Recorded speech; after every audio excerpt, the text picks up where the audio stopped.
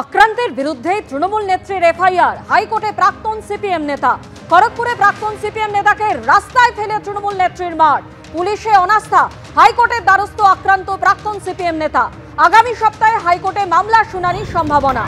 আমাকে ও আমার স্ত্রীকে আসামিদের সঙ্গে বসিয়ে অভিযোগ লেখায় পুলিশ। অভিযুক্তদের এসি ঘরে বসিয়ে রেখেছিল পুলিশ। পুলিশের উপর আস্থা হারিয়েই হাইকোর্টের দ্বারস্থ হয়েছি বললেন অনিল দাস। রাস্তায় ফেলে অনিল দাসকে বেধড়ক মারধরে অভিযুক্ত খড়গপুরের তৃণমূল নেত্রী। আক্রান্তের বিরুদ্ধে পাল্টা শ্লীলতাহানি প্রতারণার অভিযোগ তৃণমূল নেত্রীর। তৃণমূল নেত্রীর অভিযোগ জামিন অযোগ্য ধারায় মামলা দায়ের।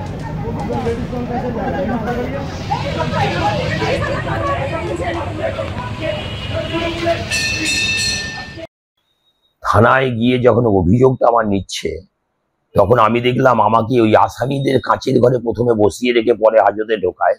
সেই ঘরটায় যখন আমাকে ওই আসামিদের ভিড়ের মাঝখানে আমাকে, আমার ওয়াইফকে, আমার ছেলে মেয়েকে বসালো, যে ভিড়ের মধ্যে আমাকে লেখাচ্ছে নাম, বাবার নাম।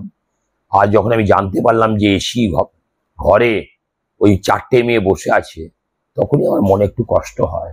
তারপরে দেখলাম বহাল তবিতে ঘুরে বেড়াচ্ছে মেয়েগুলো, উল্টো প্রতিদিন ঘরে ঘুমোচ্ছে। তখন আমি দেখলাম হাইকোর্টের আশ্রয় নেওয়া উচিত। তখনই আমি 2 তারিখে হাইকোর্টে গেছি। আমার কেস অ্যাকসেপ্ট হয়েছে। আমি আর পুলিশের উপর ভরসা হারিয়েই আমাকে হাইকোর্টে যেতে হলো। আস্থা তো নষ্ট হবেই। আসামিদেরকে এসি ঘরে বসাবে, আমাদেরকে ওইখানে কাচের আসামিদের রুমের মধ্যে বসিয়ে আমাদেরকে জিজ্ঞেস করবে। তখনই তো বুঝে নিতে হবে যে ভিআইপি ট্রিটমেন্ট করা হচ্ছে আসামিদের। গ্রেপ্তার হলো না, গ্রেপ্তার আইন আছে, কোর্ট আছে, গ্রেপ্তার হবে। করে দিয়েছে জঙ্গলের রাজত্ব, ভেঙে দিতে হবে জঙ্গলের রাজত্ব। দীর্ঘ 8 বছর ধরে ছাত্র সংসদ নির্বাচন নেই রাজ্যে। এই প্রেক্ষাপটে হাইকোর্টের নির্দেশ যে ইউনিয়ন রুম, কলেজগুলোর যে ইউনিয়ন রুম, সেই রুমে তালা দিয়ে দেওয়ার নির্দেশ দেওয়া হয়েছে হাইকোর্টের তরফ থেকে। আমরা কেকে দাস কলেজে আছি, এই কেকে দাস কলেজ পাটুলির, এবং সেই কেকে দাস কলেজের ইউনিয়ন রুম দেখছেন, স্টুডেন্ট ইউনিয়ন রুম। ভেতরে মমতা বন্দ্যোপাধ্যায়ের ছবি। সেই ইউনিয়ন রুম কলেজ কর্তৃপক্ষের তরফ থেকে এখনই বন্ধ করে দেওয়া হচ্ছে। সেই ছবি আমরা সরাসরি দেখছি। ইউনিয়ন রুমের যে ভাইস প্রেসিডেন্ট এবং জেনারেল সেক্রেটারির অফিস বলে লেখা আছে, সেই ইউনিয়ন রুমে এইভাবেই তালা বন্ধ করে দিয়ে ইউনিয়ন রুম বন্ধ করে দেওয়া হলো। এবং প্রিন্সিপাল আমাদের সঙ্গে রয়েছেন। আজকে হাইকোর্টের নির্দেশ, এই নির্দেশের পর আপনারা কি এটাকে লাগু করছেন?